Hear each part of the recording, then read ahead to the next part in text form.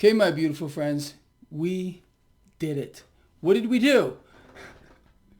We got through yet another month in this freak show market. Today was the last trading day of July. Let me tell you, or let you in on a little secret that you might not know. Today marks 6 straight months of stock market gains regarding the S&P 500. It's kind of almost unheard of, but what else would you expect in a freak show market where the Fed continues to buy assets? It's unbelievable to me, but that's just the way it is. 6 straight months of gains. What's going to stop it? Well, you tell me. Nothing. Not with the Fed buying it all. Artificially suppressing rates, robbing the middle class blind, robbing anyone with a savings account blind solely to prop up the stock market, to transfer wealth to the 1%ers, the 2%ers. Oh yeah, that's a mechanism that has been in place for a very long time. It's not going to stop until it does. All right, so let's move forward. So stocks fell today under pressure. Let's look at why. Why did the stock market fall into some pressure today? First of all, it's been screaming higher, well, for 6 months with no break at all. And every single dip gets bought up. I mean, this goes well beyond 6 months. We're talking years, okay? But I'm just talking about the last lovely 6 months in this freak show. So the reason today why the market really decided to maybe, I don't even want to call it fall. We have slight losses across the board here. Crude oil did well today, continuing to get bid higher, just about $74 a barrel. There's a little bit of a fear trade on, people. I know you're watching the 10-year yield and the dollar. This is how you can tell if there is a fear trade when the market drops. You have a dollar that got stronger, 10-year yield that came down. That's a fear trade. And every time you see that, smile like me. Look. Yeah. Duh. Smile like that, because you should be buying that dip. Every single time the stock market falls, when the dollar gains and the 10-year yield drops, well, you should be buying it. Period. The end. And I mean a big, fat, ugly duh. But most of you know this already. My lions are already well on top of this. I have to correct an error from this morning. I talked about ExxonMobil being higher pre-market. I was wrong. It was lower pre-market and did fall under pressure. Now, with regard to ExxonMobil, you think that's it for ExxonMobil? You think it's going to crash right about now? Or do you, like me, believe it is a screaming buying opportunity? You want to get long just the stock? Well, that would be a good idea too. Why? Because it pays a dividend on top of the stock. It's going to go higher on the back of crude oil getting propped up. It's just epic. It's an insane situation that we're in, but we must do everything we can in our power, take advantage of it. I'll tell you something else you might want to look at here is Facebook or FBook, ticker FB. So XOM and FB. If you are a subscriber to my free newsletter, hint, link in the description of this video. I sent out a bunch of stuff today. I went over ExxonMobil and Facebook. People, I am trying so darn hard to make your life easier. And I got some economic news I want to share with you, which is pretty dismal. But, what else would you expect around here? Before I get there, let's finish with the market here.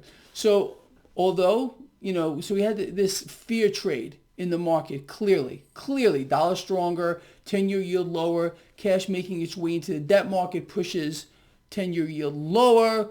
Okay, that's fear. And you get this pressure on the stock market despite crude oil being higher. Remember, we need 3 things to happen simultaneously, generally, for the market to move up. That is a weaker dollar, a stable 10-year yield maybe coming up a little bit, and crude oil getting a bit higher.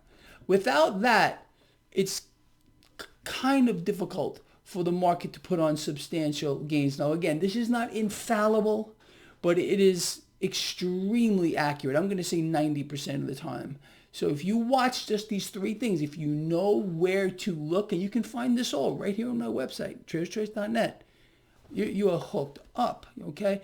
Let's move forward here. Cryptocurrencies, well, Ethereum did really well today. Ripple did really well today. But overall, I'm going to say relatively flat for cryptos. Okay, we're doing well here. And we have really turned this around since the lows several weeks ago. And cryptos are going higher in my view. Gold and silver today did fall into some pressure today. Why? Dollar.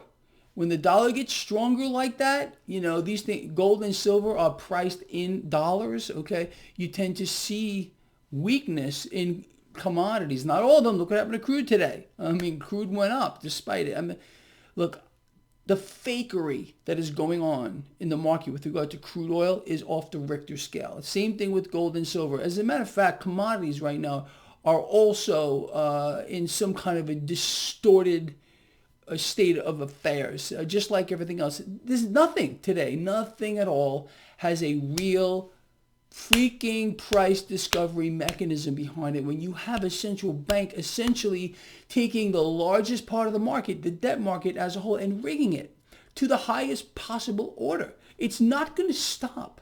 No one's going to put an end to it. Nobody is going, and no one is powerful enough, no one individual or even anyone, not even a committee. There's nobody strong enough to put an end to the Fed. Unfortunately, they are the strongest, most powerful entity on the planet because the US dollar remains the world reserve and everything hinges on that. You understand? So essentially the Federal Reserve has got the world by the you-know-what, and I mean in a big way. And it's a very sad thing. So I want to read a few things to you. Anyway, this is really distressing news here. Look, I want you to keep this in mind before I read this to you. We're apparently is supposed to be, according to the mainstream media and our politicians, some of them at least, in some kind of an economic boom. All we are in a debt hyper bubble, and the debt hyper bubble is fostering a massive wealth transfer and inflating a stock market hyper bubble. But our economy is melting down and people are suffering. And this is just an example here. So this is what we got today. So four in 10 Americans consider themselves in financial distress today, okay, in this booming economy. And their income, 4 in 10 Americans say their income is lower today than the pre-scamdemic. Now, here's another beautiful, very, very sad piece of information. 1 in 4 American households are unable to pay for basic necessities. What they're doing is borrowing from their credit cards just to make ends meet. Now, you tell me, in the face of this, does this sound like a booming economy? I've explained to all of you what is going on here for a very long time. The well-off, the rich, the super rich could not possibly be doing better. Could not be doing better in this environment. They're just ripping everything's face off. Meanwhile, whatever's left of the middle class is systematically being exterminated. People on the lower rung, they're done already.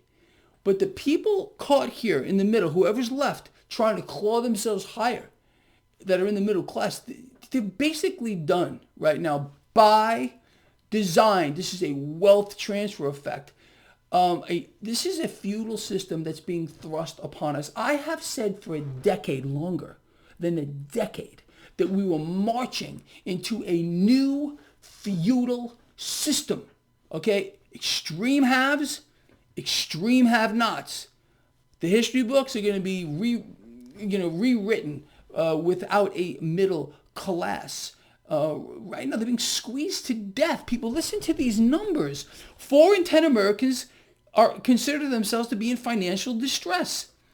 And 1 in 4 American households are unable to pay for basic necessities without borrowing. This is pathetic. This is pathetic. Is this what we've devolved into, really. This is it, honestly. Anyway, there's no end in sight with our debt to GDP ratio hyper-ballooning. Okay, what you can expect is more borrowing to the tune of trillions of dollars. Stock market is going to continue higher as the middle class and the economy it's in free fall. There's no other way to put it. But understanding these mechanisms, really, I hope, is allowing you to get yourself on the right side of this by betting against the debt, becoming your own central bank, getting involved in this freak show stock market. And I try my hardest, literally, to keep all of you on top of this better than anybody else, really. My work, my research, the time I put in, I don't know.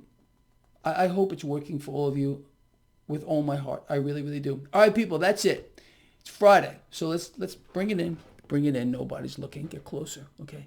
Love each other. Care about each other. Be charitable. I will see all of you on Sunday for my markets a look ahead.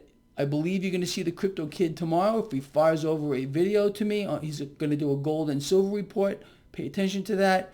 And I will see all of you, like I said, on Sunday. Please share the video.